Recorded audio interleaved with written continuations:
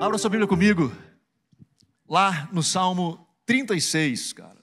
E eu quero conversar com você um pouquinho sobre a palavra do Senhor. Eu tinha projetado no meu coração a mensagem, tinha preparado uma mensagem toda diferente.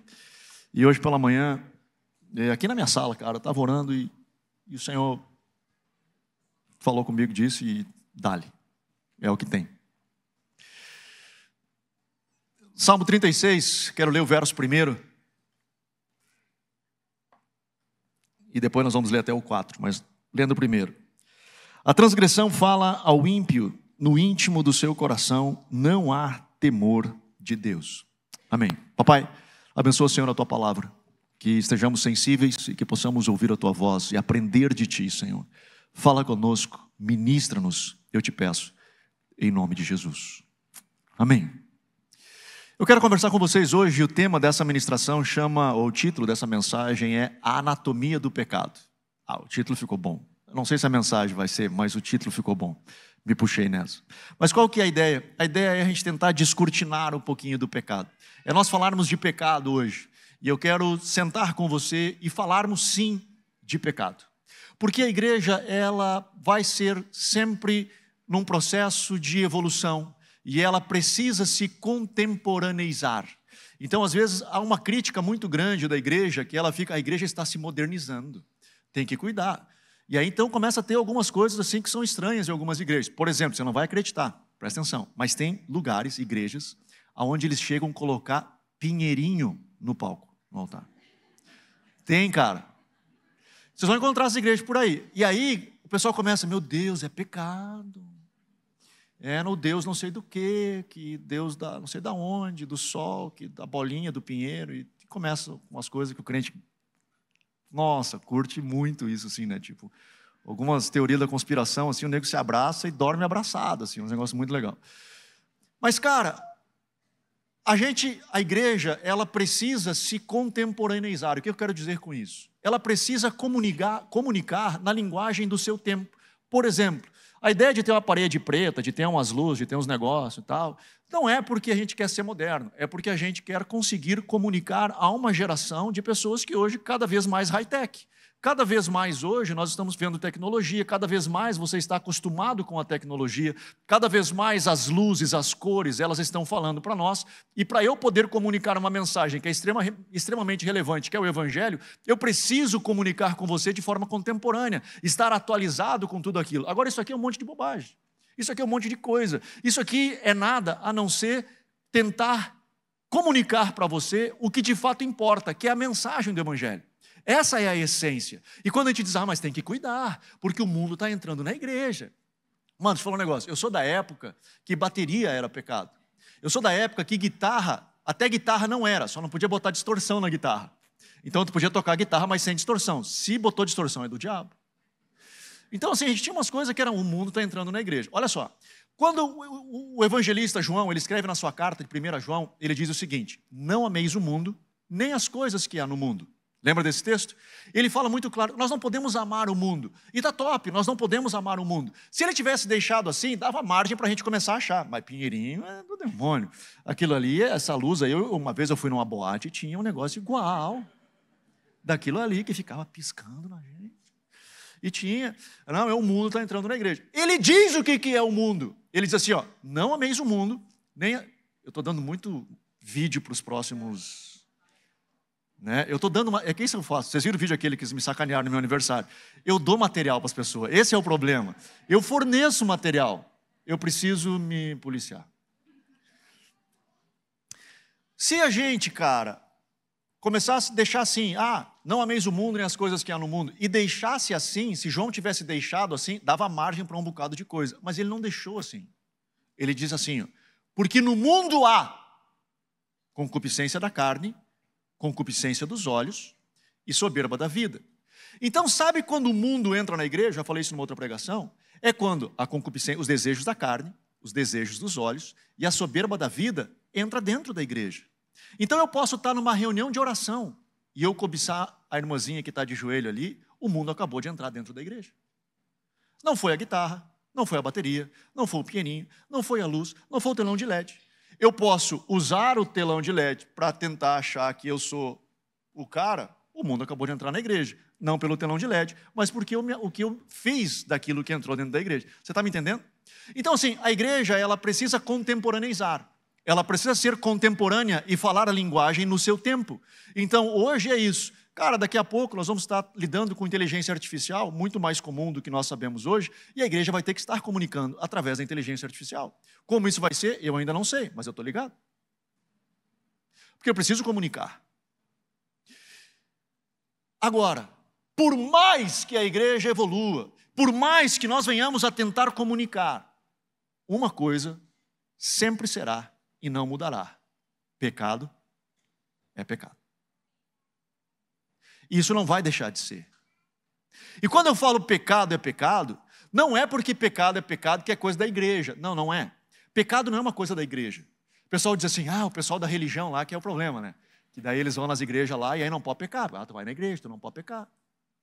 Cara, pecado não é um privilégio de quem vem na igreja. Pecado é pecado quando eu transgrido o manual do Criador.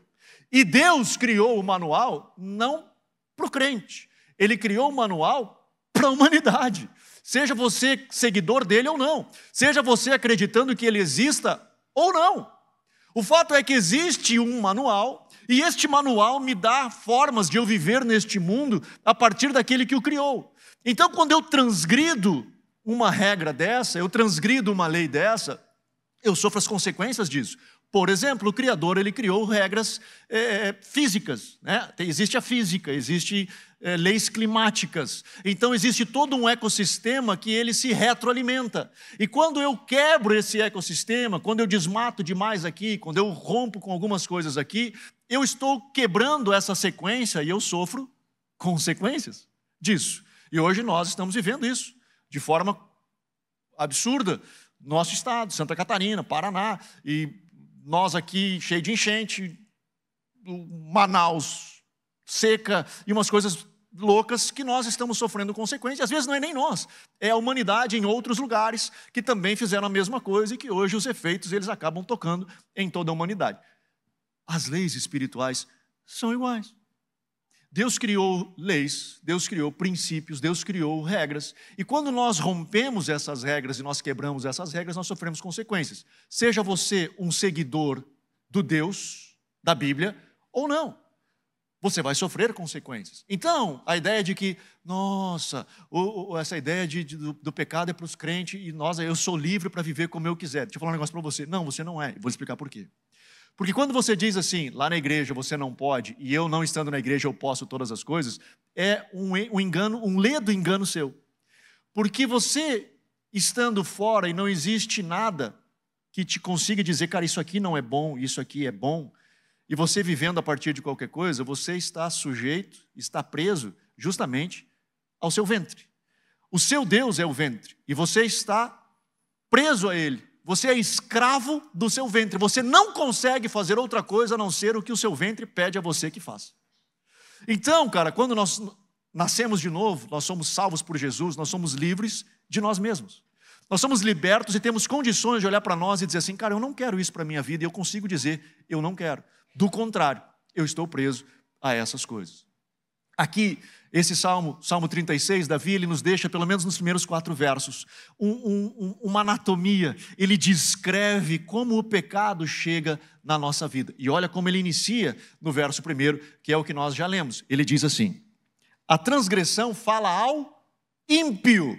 Nota que ele não diz assim, a transgressão ou o pecado fala ao crente. Não, ela fala ao ímpio, aquele que transgride. Independente se você é crente ou não, o pecado bate à porta de todo mundo. E como ele bate? Ele diz assim, no íntimo do seu coração.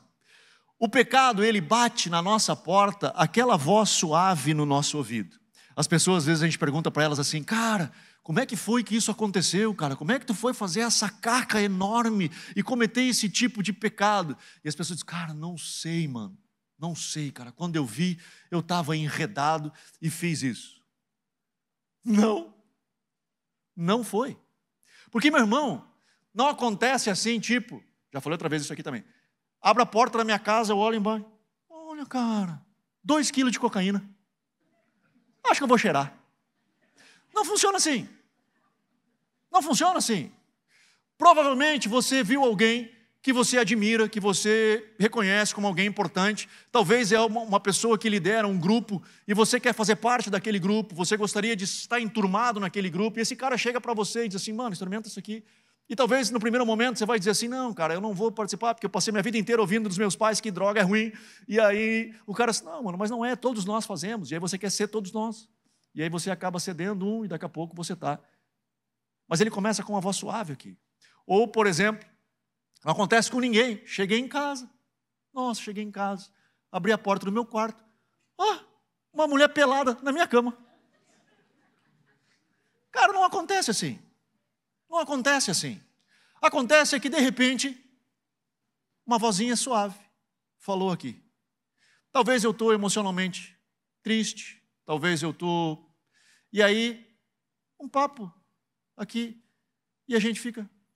Que legal.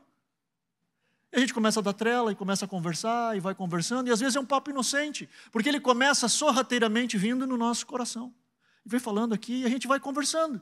E aquilo pode ser uma conversa inocente, que daqui a pouco faz uma pergunta engraçada, só para ver qual que dá. E a pessoa corresponde, o cara fica... E aí começa a ter determinados sentimentos e quando vai indo, quando vê, tem uma pessoa pelada deitada na tua cama. Mas ela não apareceu do nada.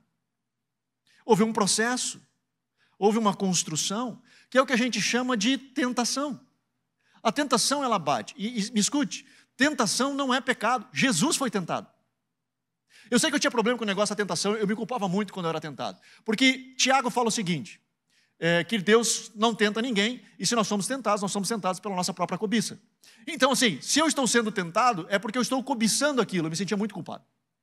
Cara, tem alguma coisa dentro de mim que está querendo esse negócio, por isso que eu estou sendo tentado. E um dia conversando com um amigo meu, o Mike Shea, conversando com ele, eu digo, Mike, eu estou com um problema, cara. E aí eu falei isso para ele, ele disse, cara, mas Jesus foi tentado. E não tinha cobiça. Eu digo, é verdade, agora tu me ajudou. Porque Jesus não tinha cobiça. E ele também, Satanás veio. Por quê? Porque essa é a anatomia do pecado.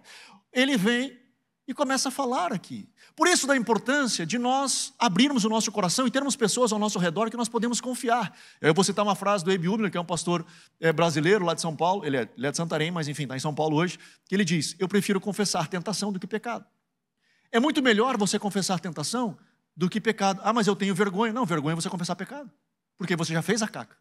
Então é melhor você chegar e dizer assim, meu irmão, e ter pares ao meu lado, onde eu posso conversar com alguém e dizer assim, cara, eu estou com uma dificuldade. E ser seguro esse ambiente, onde eu posso abrir o meu coração, e esse cara vai me entender, e vai me compreender, e vai me abraçar, e ele vai me acolher nesse processo todo, e dizer, mano, nós estamos juntos nesse negócio. Ao invés de depois daquela conversa, ele sair e dizer, cara, vocês não sabem.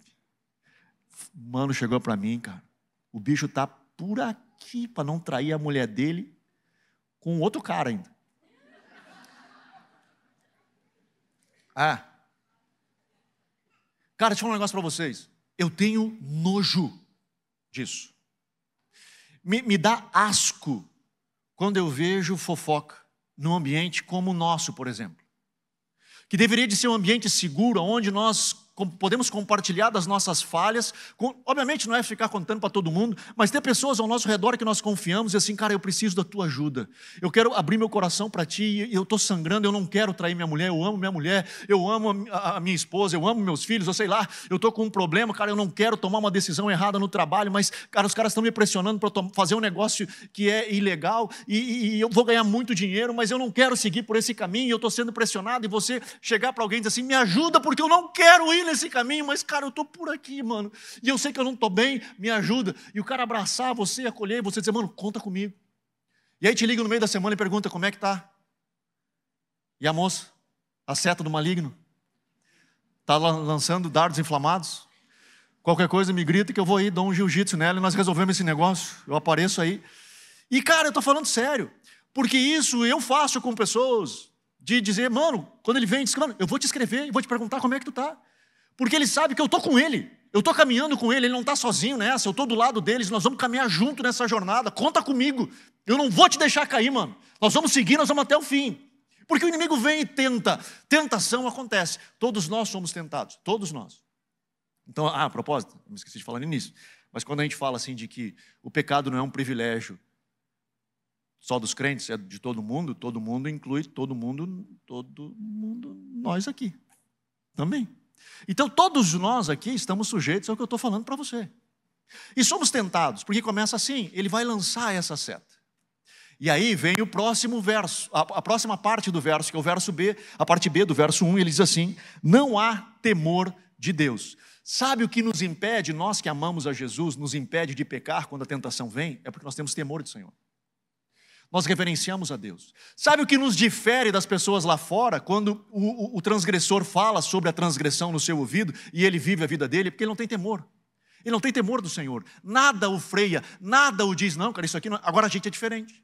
A gente para e diz assim, não, cara, eu não vou seguir esse caminho, eu não vou tomar essa decisão. Você está maluco? Eu amo ao Senhor, mas ninguém está vendo. Não interessa se ninguém está vendo, se alguém vai ver. Eu não posso fazer isso porque eu amo o meu Senhor, eu amo o meu amado e eu quero seguir nessa jornada, ponto. O temor do Senhor é algo extremamente importante nas nossas vidas, nós que professamos a fé em Cristo Jesus. Portanto, o temor tem que estar na nossa vida. Tem que estar presente dentro, nós precisamos cultivar o temor do Senhor dentro de nós. Mas às vezes, a gente se passa. Porque todos nós pecamos. E se você disser, não, mas eu não peco, acabou de pecar. João diz que aquele que diz que não tem pecado, pecou porque mentiu. Pecou, porque todos nós pecamos. Nós cometemos pecado, alguns mais escabrosos que os outros, alguns em mais quantidade que outros, mas todos nós cometemos pecado e precisamos lidar com isso. E quando nós cometemos é porque o temor do Senhor naquela área, ele não foi tão forte, não foi tão vivo. Eu terminei a ministração da tarde, falei a mesma coisa, e a Nicole, ela sempre me vem, presta bastante atenção, a Nicole do Robson, e ela chegou para mim assim, John, me explica um negócio. Tu disse que tem uns pecados que é mais escabrosos e outros não tanto, mas pecado não é pecado? Como é que tem pecado maior e pecado menor? Eu digo, tu tem razão, Nicole, tu está totalmente certa. De fato, pecado é pecado. E quando eu digo que são pecados escabrosos, é que a consequência deles, ela causa um impacto muito maior do que determinados pecados. Existem determinadas decisões que nós tomamos, de escolhas que nós fazemos, que impactam num nível muito maior do que outros. Por exemplo, se eu escolho trair a Miriam, o impacto que isso vai causar na vida dela, na vida dos meus filhos, na vida da igreja, é muito maior do que eu ter inveja de uma outra igreja. Ambos são pecados. Está errado. Começou na mesma forma. Começou com uma voz vindo aqui. E eu dei ouvido a essa voz. E tal. Só que eu tenho inveja de uma outra igreja, por exemplo, de qualquer outra coisa. Ninguém sabe, porque acontece só dentro de mim. Mas o processo, ele é muito semelhante. Ele é muito semelhante. E é pecado igual. E eu preciso lidar com isso. E eu preciso confessar. E eu preciso me arrepender. E todo esse negócio. Mas quando eu digo de pecados escabrosos, é porque eu estou dizendo que a consequência, a resposta deles, ela é maior disso tudo. E eu não quero lidar só com os escabrosos, eu quero lidar com todo o pecado. Essa é a anatomia do pecado, qualquer ele que seja. Mas são esses que acabam nos chamando mais atenção. No verso 2, Davi, ele continua dizendo, ele fala assim: pois em seus próprios olhos se lisonjeia e diz que a sua iniquidade não há de ser descoberta nem detectada. Ele fala de duas coisas nesse verso. Primeira coisa que ele diz o seguinte: começa aos seus olhos se lisonjear, ou seja, aquilo que antes era feio, passa a ficar mais bonitinho. Lembra da história de Adão? Quando ele disse, cara, não come dessa árvore, porque se comer dessa árvore você vai morrer. E aí então, bom, beleza, nós não vamos comer. Essa árvore não se come, essa árvore não se come, essa árvore não se come. Até que o tentador veio e falou no ouvido dele, sorrateiramente, e disse assim, cara, não é bem assim. Você vai ficar que nem Deus. E aí ele ouviu, o temor do Senhor baixou, e ele olha para o fruto e diz, pareceu bem aos seus olhos. O fruto pareceu, aos seus olhos pareceu bem. Antes, não. Agora já não dói mais tanto. Agora já não é mais aquele alarde, porque eu dei ouvidos. Eu brinco, mas acontece assim, às vezes o cara está no trabalho, e está de boa, e tem aquela pessoa que nunca chamou a sua atenção. Não vou chamar a pessoa de feia, porque hoje politicamente correto, a gente não pode dizer que as pessoas são feias, até porque feiura é uma questão relativa, né? Que pode ser para mim, não pode ser para você. Mas vamos dizer o seguinte, então, é aquela pessoa que era desprovida de atributos que chamariam a sua atenção.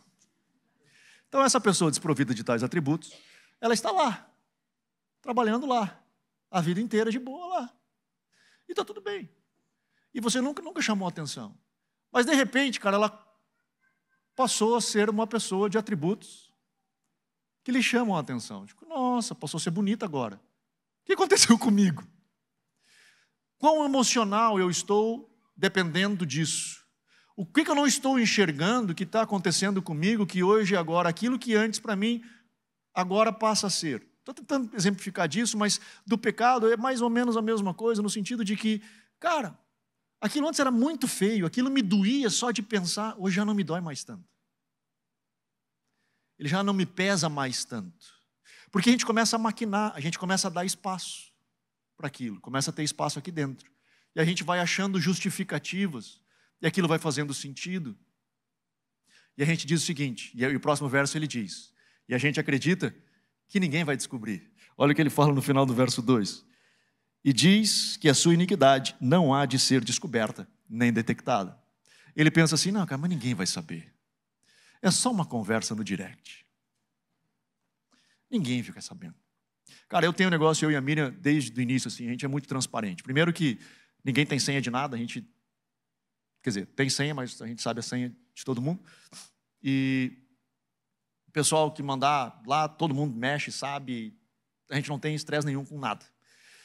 E esses dias eu estava em casa e apareceu lá no direct uma moça escrevendo, olá. Aí eu chamei, ô Miriam, olha isso aqui. Tá estranho esse negócio aqui. Aí eu respondi, olá. E a Miriam do lado. Porque, cara, as pessoas me escrevem, pessoas que eu não conheço, pessoas que não têm relacionamento nenhum comigo, elas me escrevem dizendo, pastor, preciso de ajuda, não sei o quê. Tananana. E, cara, é meu trabalho, eu faço isso. Eu ajudo pessoas. E aí ela escreveu, vamos ser amigos? Aí eu escrevi embaixo, moça, eu sou um pastor e eu cuido de gente. E eu uso as redes sociais para estender a mão e contribuir com pessoas. Então, eu te agradeço, mas não. E aí ela, não, mas olha só, eu sou não sei o quê, está aqui meu WhatsApp. Bloqueei. Porque, cara, ia a Miriam junto. E a Miriam comigo junto. Porque, cara, eu não quero dar margem a nada que possa me conduzir a isso. Por quê? Porque hoje eu estou bem. Mas eu tenho momentos que eu não estou bem emocionalmente. Que eu estou fragilizado emocional. O dia que eu briguei com ela. O dia que eu estou chateado com ela. E aí, tenho vontade de estrangular ela. E aí vem uma outra lá e me diz que eu sou muito querido. E que, nossa, tu não erra nunca. Top, essa aqui. É essa. É. Porque você nota como a coisa acontece, como ela vai surgindo. Eu digo, não, mano, eu não vou dar margem para esse troço. Eu não vou caminhar nesse rumo. Eu não vou abrir espaço para que isso aconteça na minha vida. Por quê? Porque eu estou fragilizado emocionalmente nessa hora. Eu não estou bem nessa hora. Não é hora de tomar decisões, ainda mais desse tipo. Eu preciso estar com pessoas que me amam, que eu sei que me amam, que caminham comigo quando eu estou bem, quando eu estou mal, quando eu estou triste, quando eu estou feliz. Conversando com um amigo meu que rateou, um pastor que caiu em pecado, e ele chegou para mim e veio ele e a esposa, ela chorando, desesperados, eu não acredito, a gente está botando fora o nosso casamento, filho, todo esse negócio, e ele me disse que não me ama mais. E ela, aquela choradeira, aí uma hora ela levantou, foi ao banheiro, e eu perguntei, cara, mas qual que foi, mano? O que é isso? Ele disse, não, vou te explicar qual que é. É que, cara, é muito diferente. Sabe aquela paixão do início? Nossa, com essa outra voltou tudo. Eu sinto a mesma coisa de novo. Eu sinto todo aquele negócio acontecendo. Aqui, com a minha eu não tenho mais nada disso. Com a outra, cara, é muito intenso. Eu digo, claro, seu idiota. É porque é novo. Com a tua mulher, tu conhece ela do avesso. Tu sabe tudo dela. A outra é novo. Dá 3 meses que ela vai virar tua mulher.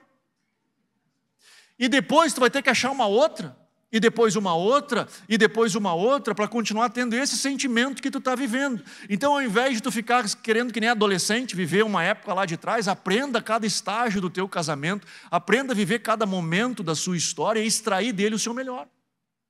Então, não, cara, eu estou para 28 anos de casamento, vai para 30 anos. Cara, a gente não faz a mesma coisa que a gente fazia com 8 anos atrás. Não tem mais nem energia para isso tudo. Não, cara, não é a mesma coisa. Não é a mesma coisa. Mas a gente hoje vive outras coisas que são sensacionais. E a gente conseguir extrair isso é muito bom. e olhar e dizer, cara, nós estamos numa fase que construímos 28 anos junto uma história que eu preciso poder valorizar e focar e extrair disso o melhor.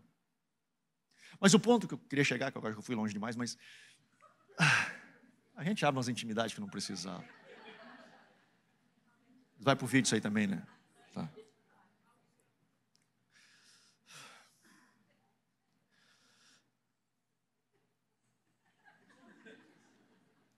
Meu ponto, cara,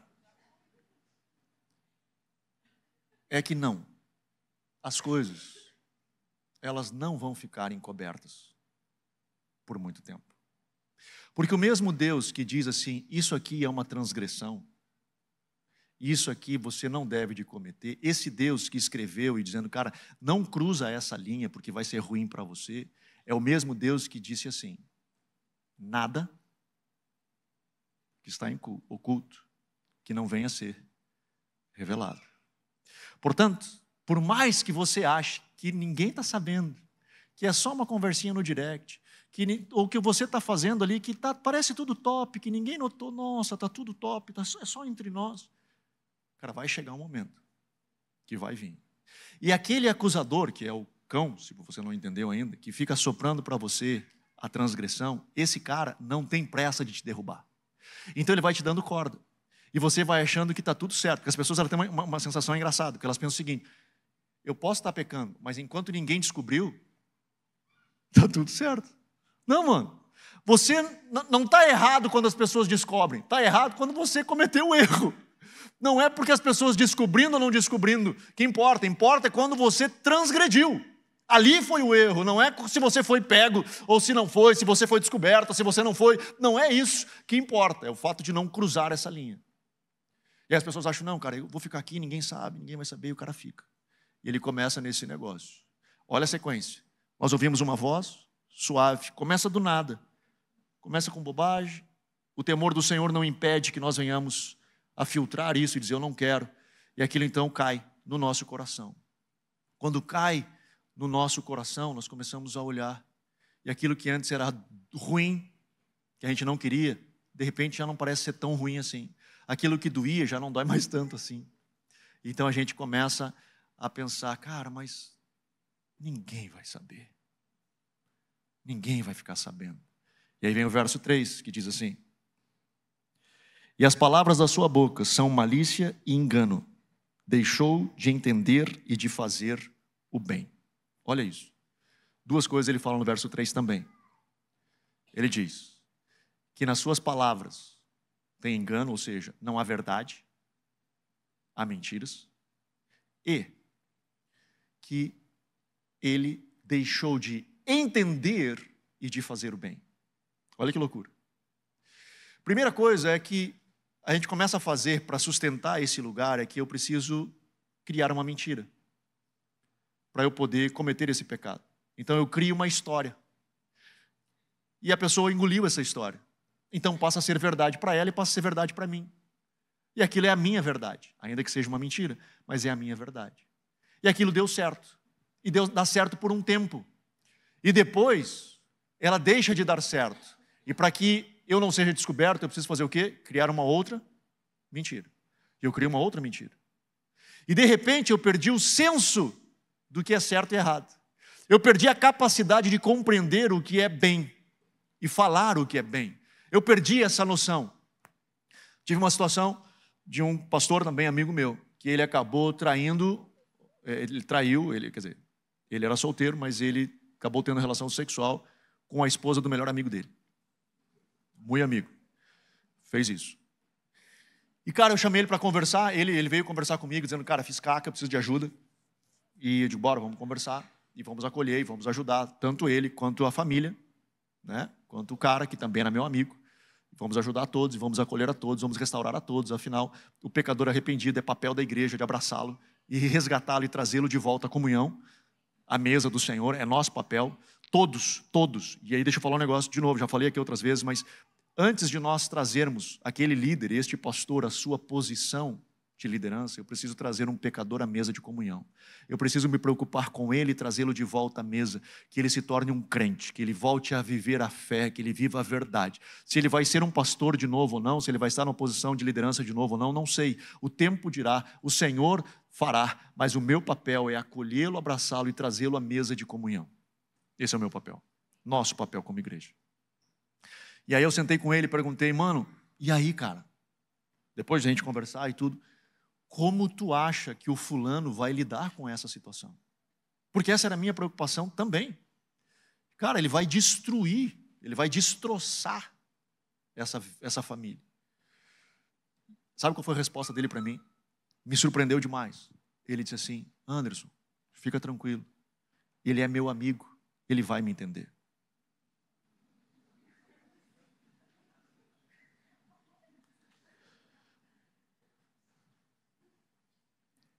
É nesse nível de cegueira que as pessoas ficam envolvidas no pecado. Elas perdem a capacidade de discernir o bem e o mal. Porque elas estão envolvidas naquilo. Elas são o centro de todo o negócio. Então, tudo o que acontece é para o seu bem, é para o seu benefício, é para a sua história. Então, qualquer coisa ela vê através dessas lentes. Ela perdeu a capacidade. Ela olha através dessas lentes. E ela perde a capacidade de ver o que é certo e errado. Obviamente que foi terrível, foi destruidor, foi uma história muito triste de acompanhar. Graças a Deus salvamos o casamento, conseguimos restaurar a família, está tudo certo, família, filhos, top. Mas, cara, foi uma jornada de lágrimas, de choro, de caminhada, de caminhar junto, de abraçar, de chorar, foi muito difícil. As pessoas que elas ouvem, desce, aquilo que era feio deixa de ser, o temor do Senhor não trava. Começa a andar, escondendo, criando mentiras e perdendo essa capacidade.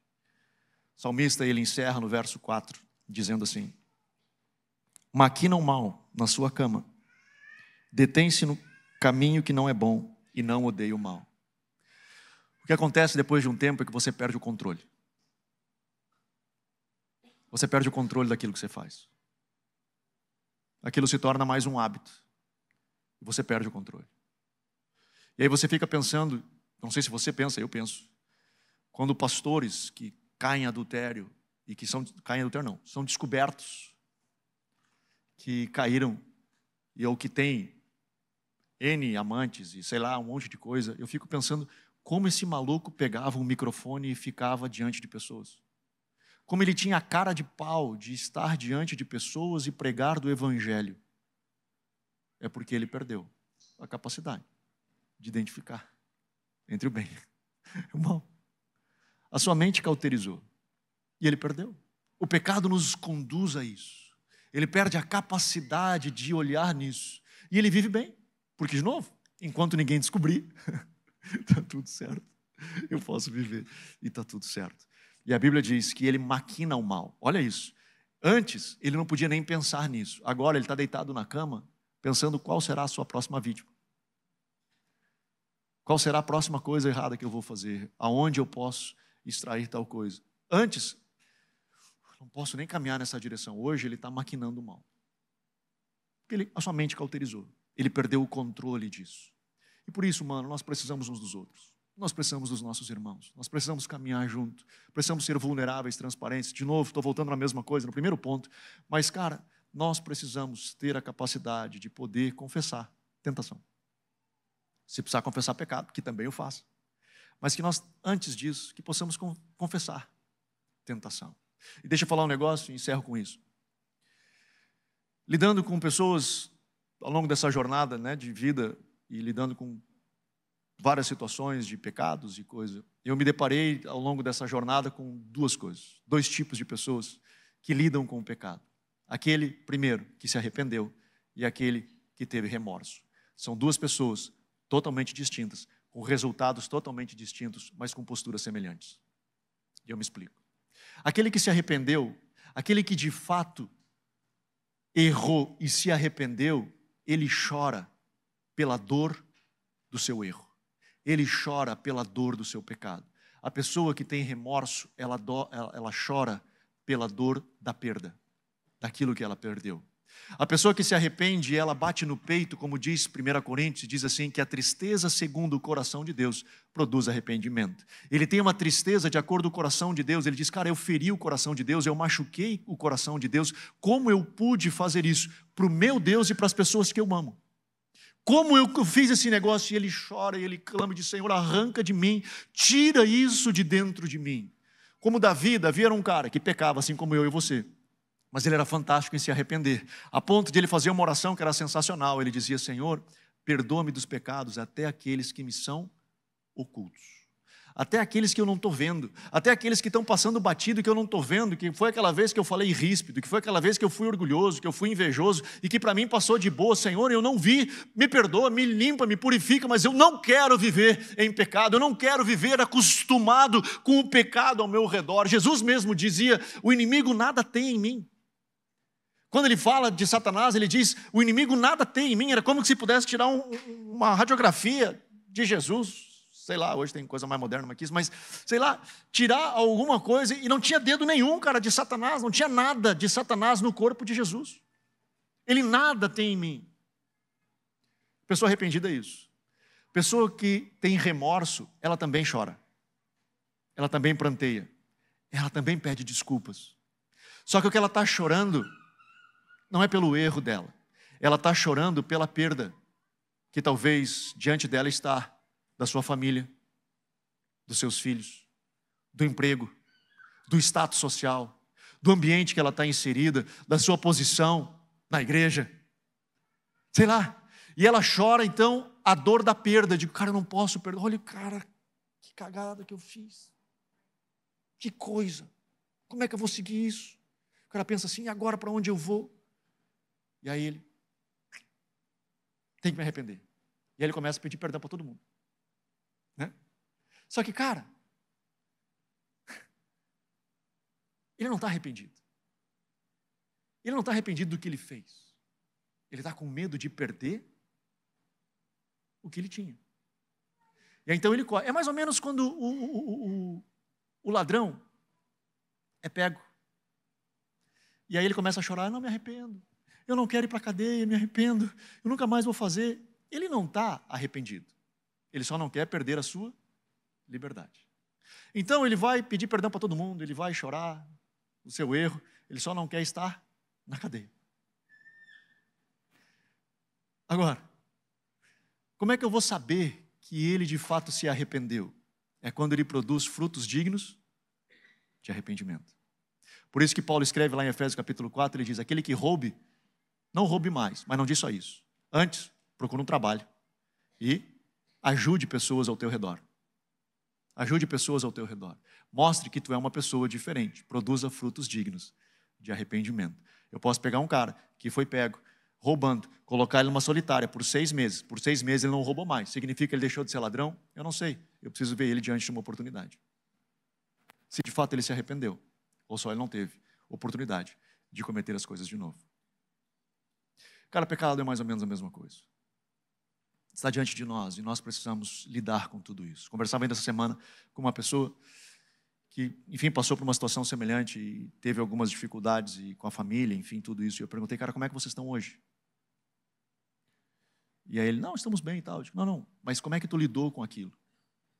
E aí ele queria entender aonde eu queria chegar. Eu disse, então vou te dizer antes, para te saber onde é que eu quero chegar. A razão pela qual eu estou te perguntando isso é, tu conseguiu identificar de onde veio? Tu conseguiu identificar por que tu tomou determinadas decisões? E a razão pela qual eu estou te perguntando isso é porque uma vez tu identificando isso, tu vai ter condições de evitar que isso se repita. Tu conseguiu identificar como isso surgiu dentro de ti, tu vai conseguir cuidar disso e arrancar essa erva daninha para que isso não se repita. Para que vocês consigam, de fato, continuar vivendo e construindo essa família linda que vocês têm. Nós estamos dentro de um desafio, cara. E, de novo, a igreja ela vai modernizar. A igreja ela vai ser contemporânea, a igreja ela vai evoluir sempre. Mas uma coisa que ela não pode deixar nunca e abrir mão é de dar nome de pecado. Ah, pecado. Pecado é pecado. E o salário dele é a morte, é a desconexão de Deus, E nós precisamos estar conectados com Deus. Por isso, cara, a gente não pode olhar assim e dizer, cara, não, vamos levar de qualquer... Não se leva de qualquer jeito. O Criador nos deu uma missão. E eu quero, não pela religião, não é porque eu tenho que ser religioso, não é porque, cara, não, a igreja não me deixa. Não, mano, a igreja, você pode fazer o que você quiser fazer. A vida é sua. A vida é sua. Só que um dia você prestará contas de cada decisão que você faz. Você vai prestar contas. E que escolhas você tem feito. O Criador nos deixou um manual precioso demais. E quando nós abraçamos esse manual, não por causa da religião, mas por uma coisa só, eu quero ser igual ao meu Pai. Eu quero poder ser semelhante ao meu Jesus. Amém? E uma das coisas, e agora sim eu encerro realmente com isso, um verso de Hebreus, capítulo 1. Quando o escritor aos Hebreus se refere a Jesus, ele diz acerca de Jesus: este, o Filho, ama a justiça e odeia a iniquidade. E Deus o ungiu com óleo de alegria acima de todos os seus irmãos.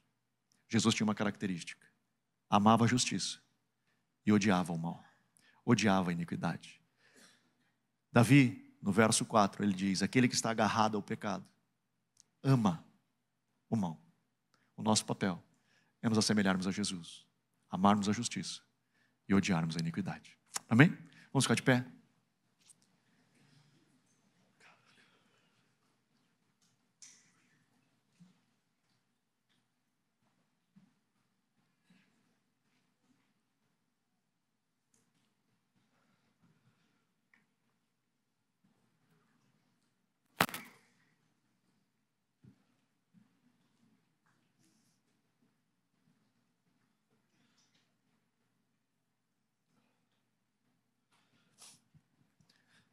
A razão que eu creio que o Senhor Jesus nos trouxe, ou nos impulsionou a nos debruçarmos sobre este texto, nessa manhã, nesse dia inteiro, né? Manhã, tarde e noite. Mas hoje de manhã, quando eu vim preparado para fazer outra coisa e o Senhor falou forte comigo, é porque eu acredito realmente que Ele quer construir em nós uma comunidade, buscando viver cada vez mais próximo ao Evangelho de Cristo. Temos uma jornada para isso. Vamos ter as nossas dificuldades. Vamos ter as nossas limitações. Não vamos ser perfeitos. E essa é a beleza. Não vamos ser perfeitos. E por isso, continuamos precisando de um Salvador. Por isso, a igreja ela não vai ser perfeita até que Cristo venha buscar a sua noiva. Até lá, continuamos carentes de um Salvador. Seguimos na nossa jornada, na expectativa de encontrar o nosso Salvador. Mas até lá, cara, Ele nos deixa caminhos. Ele diz: eu venci o mundo. Eu venci o mundo. Vocês também podem. Então vamos dar as mãos e vamos caminhar junto nessa jornada. Vamos dar as mãos com o Senhor e dizer: Senhor, eu quero ouvir a Tua voz e ser sensível a Ti. Fala comigo. Que possamos ter ativo dentro de nós, e essa é uma outra pregação sobre o temor do Senhor, dá para catar lá, está no YouTube, que nós precisamos estar ativo dentro de nós, de temer ao Senhor, de honrar a Ele, e de seja visto ou não visto, pessoas sabendo ou não sabendo, eu simplesmente não faço, não porque estão vendo ou não estou vendo, eu simplesmente não faço, porque é o certo a não ser feito. Feche teus olhos, vamos orar ao Senhor. Papai, eu oro, Senhor, nessa noite. Eu peço que Teu Espírito venha sobre nós. Papai, perdoa-nos. Perdoa-nos, Senhor, em nome de Jesus. Perdoa, Senhor, os nossos erros. Perdoa, Senhor, as nossas falhas. Perdoa, Senhor, as decisões erradas que nós cometemos, que machucaram, feriram pessoas que amamos. Perdoa-nos. Assim como Davi, Pai, nós oramos nessa noite. Perdoa os nossos pecados, até aqueles que nos são ocultos. Purifica-nos. Ajuda-nos, Senhor, a estarmos atentos à Tua voz, sensíveis à Tua voz, para correspondermos, Senhor, com a Tua palavra, para que possamos estender, Senhor, a nossa vida diante de Ti, transparentes, sinceros. Fala conosco, nós precisamos de Ti. Eu clamo a Ti, Pai, derrama do Teu sangue sobre as nossas vidas, perdoa, Pai, o nosso pecado, lava as nossas vestes no Teu sangue, purifica-nos,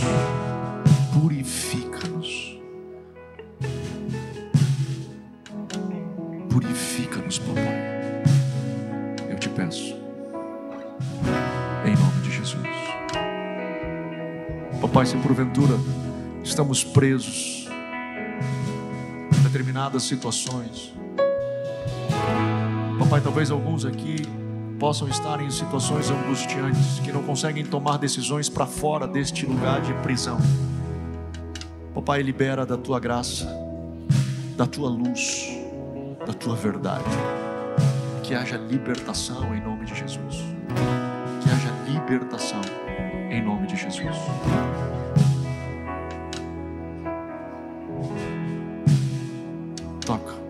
Toca-nos.